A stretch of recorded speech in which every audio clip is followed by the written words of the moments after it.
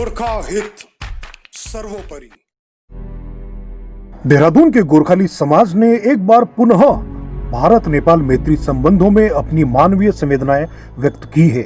आपको बता दें कि देहरादून के पुरकुल गांव स्थित साक्य एकेडमी के गुरुजी का आज दाह संस्कार किया गया। उस दाह संस्कार में गोरखाली सुधार सभा के अध्यक्ष पदम सिंह थापा, गोरखा कल्याण परिषद के राज्य मंत्री टी.डी. भूटिया और गोरखा डेमोक्रेटिक फ्रंट के सूर्य विक्रम शाही जो अध्यक्ष है वह मौजूद रहे। आपको याद दिलाएं कि कुछ दिनों पहले नेपाल के कुछ बौद्ध जो छात्र थे एक मठ में यहाँ पे पढ़ने आए थे, उनके साथ मारपीट की घटना के बाद एक टीचर जिनके ऊपर आरोप लगा था उन्होंने बेहद ही गमगीन तरीके से आत्महत्या की थी। उनके परिजन उनके अंतिम जो संस्कार की रीति रिवाज रहते हैं उसमें पहुंच नहीं पाए। इस खबर को जैसे ही यहाँ के गोरखाली समाज ने सुना तो वह सभी एक मंच पर आए और गोरखाली समाज के गणमान्य लोगों ने इस अवसर पर उनके साथ इनके जो भी अंतिम संस्कार की रीति रिवाज रहती है उसको पूरा करते वक्त बुद्ध के जो मठ है उनके लोगों के साथ मौजूद रहे। इस दौरान यहाँ पे उनको शोक संदेश भी गोरखा डेमोक्रेटिक फ्रंट के अध्यक्ष ने पढ़कर सुनाया। उत्तराखंड वासी हार्दिक श्रद्धांजलि अर्पित करते हैं। अपने देहरादून के पावन भूमि में बालकों को शिक्षा देकर धन्य किया है। आपके द्वारा दिए गए शिक्षा को विद्यार्थी सदा स्मरण करेंगे। ओम शांति, ओम शांति, ओम शांति।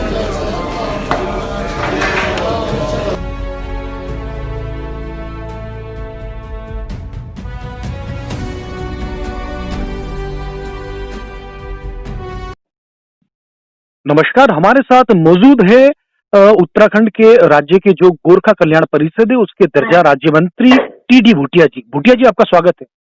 जी, थैंक यू। सर, जो आज बहुत अच्छा मानवता की मिसाल बनाती हुई एक खबर आई कि नेपाल के एक जो भिक्षु थे, बौद्ध भिक्षु, उनके अंतिम संस्कार में उनके परिजन जब करीब नहीं थे तो देहरादून के गोरखाली समाज ने आगे बढ़कर उनके अंतिम संस्कार में साथ दिया। सर, क्या रहा ये पूरा संपूर्ण घटना?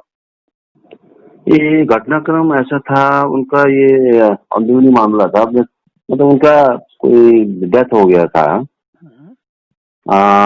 इनकी मृत्यु के पश्चात तो दाह संस्कार हुई आज ना। तो दाह संस्कार में मैं और गोरखाली सुधार सभा अध्यक्ष जी हम दोनों गए और श्रद्धांजलि अर्पित करी। हमने ये मैसेज देने का कोशिश किया कि भारत नेपाल मैत्री संबंध जो है सुदृढ़ रहे, मजबूत रहे, ये हमने मैसेज देने की कोशिश किया। तो इसके अलावा सर, सरकार की तरफ से किसी तरह का आपको, मतलब वो जो एक नेपाल का एक नागरिक यहाँ पे इस तरह से मृत्यु हो जाती है, दुखद मृत्यु हो जाती है, तो उसके बाद किस तरह से प्रशासन ने भी अपना हाथ बटाया? उत्तराखंड राज्य सरकार बहुत बहुत अच्छा सहयोग दिया इन्होंने, प्रशासन के सहयोग से। जैसे बाल आयोग के अध्यक्ष और वो हम गए थे वहाँ। हेलो, उषा नेगी जी ने बहुत अच्छा काम किया उन्होंने, और प्रशासन शासन ने भी पूरा सहयोग दिया। इसके पश्चात फिर आज इनकी दाह संस्कार हुई। तो सर, इसके अलावा उत्तराखंड राज्य सरकार में चूंकि आप एक राज्य मंत्री के हैसियत से हैं, तो सर आने वाले समय में भारत नेपाल के बीच अगर कोई भी इस तरह की दुख तकलीफ होती है, हमेशा आप साथ देते हैं, तो किसी तरह का एक कोई प्रोग्राम जैसा आप अगर बनाने की पहल करें तो इस तरह की दिक्कत परेशानी में सरकार तंत्र लगातार सक्रिय दिखे, इस विषय में कभी आपने विचार किया? हाँ, इस विषय मैं सोच रहा हूँ कि ऐसा कुछ करूँ सरकार से बातचीत करके। वैसे हमारे, क्योंकि नेपाल और भारत का संबंध रोटी बेटी का संबंध आपको मालूम ही है कि इस संबंध को हम तोड़ना नहीं चाहते हैं, ठीक है ना। तो ये संबंध जो हमारा युगों तक बना रहे, हमारा संबंध अच्छा रहे, क्योंकि वो भी हिंदू राष्ट्र है। यहाँ भी हिंदू लोग बैठते हैं, वहाँ के लोग यहाँ बैठते हैं, यहाँ के लोग वहाँ बैठते हैं, तो भाईचारा है। तो सरकार भी साथ देते हैं, ऐसी बात नहीं है, सरकार भी बहुत सहयोग करते हैं, उनको उत्तीर्ण होने देते नहीं है। तो हम जाते हैं वहाँ, ऐसे खबर सुन करके हम बताते हैं, उनके जो भी समस्याएं हैं हम सरकार तक पहुँचाते हैं, उसके निदान हम करवाते हैं। जी सर। सर, इसके साथ एक प्रश्न ये भी उठता है कि नेपाल के जो दूरस्थ इलाके में जो रहते हैं, उनके परिवार तक जैसे आप अंतिम संस्कार कर दिया, इसके बाद कुछ उनके परिवार तक किसी तरह की मदद पहुंचाने के लिए यहाँ की राज्य सरकार कुछ चिंतन कर रही है, ये यहाँ की समाज उस तरह से जागरूकता दिखाएगी? मदद पर करने की जहाँ तक सवाल है, प्रशासन शासन के तौर पर नियम अनुसार जो मदद मिलना चाहिए था वो तो मदद सरकार ने किया है, इसमें कोई दो राय नहीं है जी बाकी जैसे अब आर्थिक सहायता वगैरह तो खैर अब ये दूर की बात है, ये तो सरकार से बात करना पड़ेगा तभी जाके ये संभव होगा। वैसे भी मठ वाले बहुत ये पैसे वाले हैं, उनके पैसे की कमी नहीं है, तो मठ वाले मदद करते हैं। जी जी। चलिए सर, आपने बहुत अच्छा भारत नेपाल मैत्री संबंधों के लिए जो काम किया है, एक नेक काम। जब दुख तकलीफ में कोई नेपाल का नागरिक हिंदुस्तान में अपने प्राण गंवाता है तो उस वक्त आप लोगों ने खड़े होकर एक मानवता की मिसाल पेश की। इस चीज के लिए आपका सर तहे दिल से शुक्रिया, और वीर गोरखा वेब टीवी से बात करने के लिए आपका बहुत बहुत धन्यवाद। क्या दीपक भैया, एक जी बात एक और कहना चाहता हूँ। जी जी, कहिए सर। हमारे प्रधानमंत्री नरेंद्र मोदी जी और उनके नेतृत्व में और साथ में हमारे उत्तराखंड में त्रिवेंद्र सिंह रावत जी के नेतृत्व में हम चाहते हैं कि हमारा जो संबंध युवाओं तक रहे, अच्छा संबंध, कोई भी उनको तकलीफ ना हो, ये हम प्रयास करते हैं और समस्या को निदान भी करते रहते हैं। धन्यवाद। चलिए सर, बिल्कुल, आपका बहुत बहुत धन्यवाद। धन्यवाद। धन्यवाद। नमस्कार, हमारे साथ मौजूद है उत्तराखंड के सबसे बड़े गोरखाली संगठन गोरखाली सुधार सभा जो देहरादून में है, वहाँ के अध्यक्ष पदम सिंह थापा जी। पदम जी, आपका स्वागत है। धन्यवाद दीपक राय जी, बहुत बहुत धन्यवाद है आपका। जी सर, आज जो देहरादून के गोरखाली समाज ने बहुत एक अच्छा काम किया, नेक काम किया कि एक ऐसे व्यक्ति जिनके अंत्येष्टि में उनके परिवारजन के लोग नहीं थे, यहाँ के स्थानीय गोरखा लोगों ने जाके उनके अंतिम संस्कार में हाथ बटाया। सर, ये क्या वाकया था, इसके बारे में जरा आप बताएंगे? दीपक भाई जी, ऐसा है कि अभी जो ये इंसिडेंट एक्चुअल में यहाँ जो पुरकुल गांव के एक साक्य मठ में हुआ काम, ये एक्चुअल में हमारे लिए भी एक बहुत ही दुख दायी क्षण थे कि ऐसा कैसे यहाँ हो गया। हमारे नेपाल से जो बच्चे लोग यहाँ पढ़ने के लिए, शिक्षा ग्रहण करने के लिए आते हैं, जिस तरह से भी उनको शिक्षा दिया गया और जिस हिसाब से ये वाकया अभी हुआ, उससे काफी यहाँ के लोगों के अंदर रोष था कि बच्चों ने की स्टेटमेंट लिया गया, यहाँ के प्रशासन के स्टेटमेंट था, पुलिस प्रशासन का भी थोड़ा बहुत ऐसा रवैया लगा कि बीच में जो कुछ वाकया वहाँ हुआ वो एक काफी विचारणीय है हमारे लिए। सबसे पहली बात है कि अब बच्चे लोग जो वहाँ उसमें रह रहे हैं, उन लोगों को वहां से लाया गया है पढ़ाई लिखाई के लिए, तो अब उस इंस्टीट्यूट का ही पूरा दायित्व बनता है कि उनकी जो भी आवश्यकता है उनको पूरी किया जाए। अगर वहाँ के लोग इस तरह से थोड़ी सी लापरवाही ना होती तो यह आज वाकया नहीं होता, जो कि एक बहुत ही निंदनीय है। मैं तो यही कहूंगा कि मठ के लोग जो भी है, प्रशासन जो भी वहाँ एडमिनिस्ट्रेशन काम कर रहा है, उनको और आने वाले समय में सजग रहना पड़ेगा। और इससे भारतीय मूल के जो गोरखा समुदाय है यहाँ, वो बहुत ही आहत हुआ है और उन्होंने आवाज भी उठाई है। हमारे उत्तराखंड के सीएम तक ये बात गई है। हम लोग खुद भी उनसे पर्सनली मिले थे दशहरे के टीका के दिन में, तो वो हमने बोला कि सर इस तरह के इसको सॉर्ट आउट करके, अगर वाकई में ये वाकया इस तरह से गलत तरीके से हुआ है तो उसको जो वहाँ पर एडमिनिस्ट्रेटिव कार्रवाई है वो होनी चाहिए। और आज जो उनका जो गुरुजी ने जो अब किस कारण से इस तरह से आत्महत्या की, उसके लिए हमें बहुत खेद है कि इस तरह से ये कोई एक रास्ता नहीं है, कोई जरिया नहीं है कि जिससे आप परेशान होकर इस तरह का अपने को अंजाम दे, अपने शरीर को इस तरह से आप नुकसान पहुंचाए। ये एक हमारे लिए बहुत आहत है कि हम उनके साथ और अगर संलग्नता से रहते तो हो सकता है उनसे कुछ बातें और हमारे को पता लगती है किस कारणों से उन्होंने ऐसे किया। फिर भी जैसे जैसे प्रशासन से हमारे यहाँ जो हमारे जीडीएफ के सूर्य विक्रम जी हैं, हमारे राज्य मंत्री भोटिया जी हैं, उनके मार्फत हम लोगों को जो भी हम लोग चाहते थे कि उन लोगों को इस तरह से वहाँ के परिवार से जो वार्तालाप चलती रही है। और उसके मध्य अब जब प्रशासन ने बोला कि आज उनका क्रिमेशन का देह है। हम लोग गए, हमारे गणमान्य लोग जो भी थे, जिसमें भी हम चाहते हैं कि नेपाल और जो हमारा उत्तराखंड है उसमें कभी भी हम इस तरह का हमारे लिए वो विषय नहीं है कि हम उनको अनदेखी करें। ये हमारे लिए रोटी बेटी जिस तरह से साथ है, उस तरह से हम हर दुख सुख में उनके साथ हैं।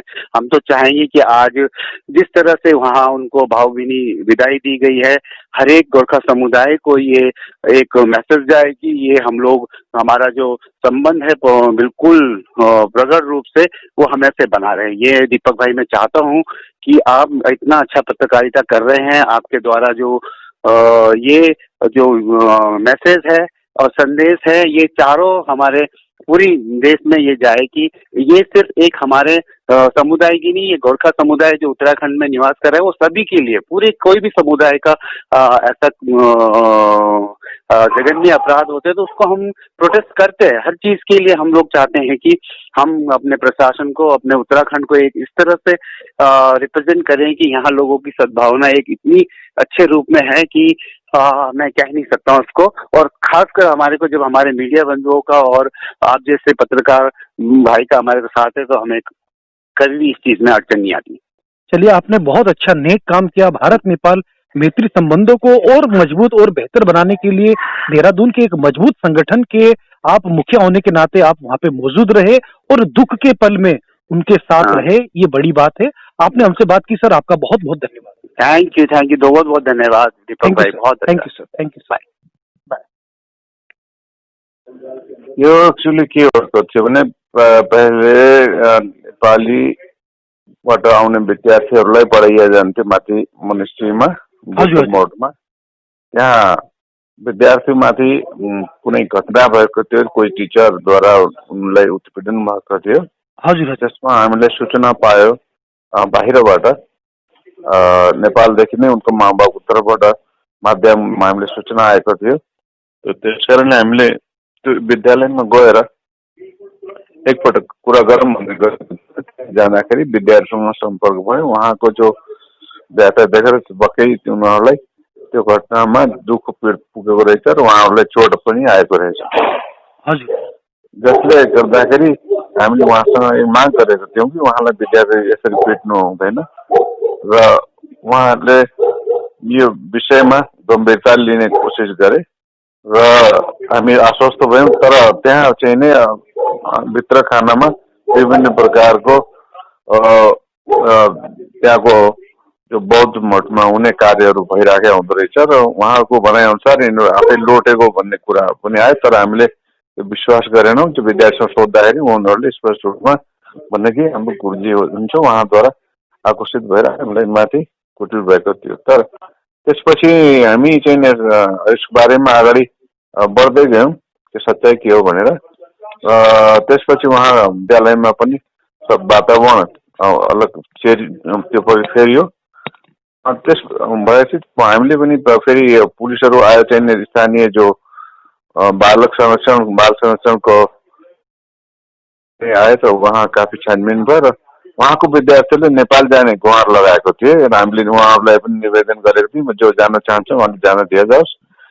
और बिचरा बच्चाहरू उनको आफ्नो कोही पनि छैन, तो त्यसकारण उनीहरूले पनि विद्यार्थीहरूलाई अस्ति नेपाल पठाइहाले। तो त्यो पढाउने टिचर जो हुन्थे उहाँ चाहिँ अचानक यो घटना भएको उहाँ स्वयं आत्महत्या गरेको भन्ने कुरोमा आउँदा हामीलाई चाहिँ एकदम दुःख भयो। यस्तो त्यो उनी पनि टिचर चाहिँ नेपालको नै हुँदो रहेछ। उहाँ दामोदर कुण्ड नगरपालिका को हुनुहुँदो रहेछ, मुस्ताङ। हजुर, उहाँको चाहिँ मृत्यु भइसकेपछि छानबिन हुँदै रह्यो र उहाँको पोस्टमार्टम गर्नुपर्ने थियो र पोस्टमार्टम गर्दा परिवारको मान्छे नहुँदाखेरि पुलिसले फेरि उहाँको लेटरबाट नै उहाँबाट पठाएको लेटर रहेछ, उहाँको लेटर दियो होला, त उस आधारमा पोस्टमार्टम भयो। त्यो पोस्टमार्टम भएपछि पनि डिजीले चाहिँ कुरा गरेको थियो। हामी डिजीसँग भेटेको थियौँ, डिजी अपराध अशोक कुमारसँग। उहाँले निर्देश दिनुभएको थियो कि जो परिवारवाला आएको छैन भने स्थानीय समाजको व्यक्तित्वलाई सामेल राखेर यो अन्तिम साहस गरिरहनु भनेर भन्दाखेरि फेरि हामीलाई उहाँबाट सूचना आयो कि थानाबाटै, राजपुर थानादेखि कि आप लोग वहाँ अन्तिम संस्कारले लक्कीबाग में 9 बजे आने भनेर उहाँले सूचना दिएर हामी 9 बजे पुगेको थियौँ। के अवस्था थियो सर वहाँ अन्तिम हजुर। संस्कारको जो प्रोसेस हुन्छ वहाँतिर उनको आफन्तहरू नेपालदेखि आएको थियो र यहाँको समाजले कुन प्रकारले उहाँको मद्दत गर्नुभयो यो बारेमा अलिकति प्रकाश हाल्नुहोस् न। हामीले सक्दो प्रयास गर्यौँ कि उहाँले जो सहजसम्भव मद्दत गर्ने, तर परिवारहरू जो उहाँ नेपालको हुनुहुन्छ उहाँसँग हाम्रो सम्पर्क हुन सकेन। जुनसँग सम्पर्क भएको थियो हेलो हजुर सुन्दैछु सर, कन्टिन्यू गर्नु। हजुर, त्यसपछि उहाँहरू पनि असमर्थ थिए आउन र उहाँको हाम्रो माध्यम जो अर्को हरिद्वारमा हुनुहुन्थ्यो पुष्प पाण्डेजी, उहाँलाई एमबीसीलाई नेपाल राजदूतावासलाई पनि कुरा गऱ्यौँ त उहाँ सिंहदेल बाबुराम सिंहदेलसँग कुरा भयो। उहाँले पनि उताबाट जानकारी लिनुभयो र यहाँ सम्बन्धित यो मठसँग कुरा गर्नुभयो।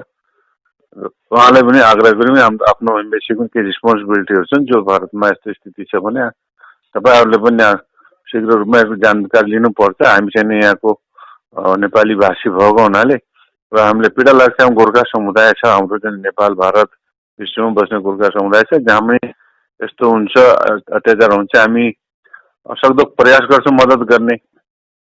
त्यही मद्दतको सुरु नै हामीले कोही स्वार्थ छैन, केही छैन, हामीले आफ्नो भएको कुरा जनसंसाधन जो भएर हामी त्यहाँ पुग्यौँ। उहाँले हर सम्भव मद्दत गर्ने कोसिस गरेको हो। त्यसै कारण आज पनि हामी अन्तिम सांस लक्कीबाग भन्ने जो हाम्रो शमशान घाट छ सारनपुर चौकको नजिकै, त्यो लक्कीबागमा विधि विधानको साथ उहाँको संस्कार भइराखेको छ र उहाँ बौद्धिस्ट आफ्नो अनुष्ठान गरेर पनि उनको अन्तिम संस्कार गर्दाखेरि उहाँहरूले पूजापाठ पनि चलिरहेको थियो। ल सर, हजुरले धेरै रमाइलो काम गर्नुभयो र भारत नेपाल मैत्री सम्बन्धको लागि यस्तै घटनाहरू धेरै दरिलो भएर मजबुत भएर अगाडि आउँछ र भारत र नेपालको जुन पनि मानिसहरूले यो कार्यक्रम हेर्दैछ उहाँले जान्नुपर्छ कि भारत र नेपालको एउटा मैत्रीपूर्ण सम्बन्ध छ, हर दुःख सुखमा एक दूसराको सँगसँग उभिएको हुन्छ। हजुरले हामीसँग कुरा गर्यो, हजुरको धेरै धेरै धन्यवाद छ। धन्यवाद हजुर, धन्यवाद।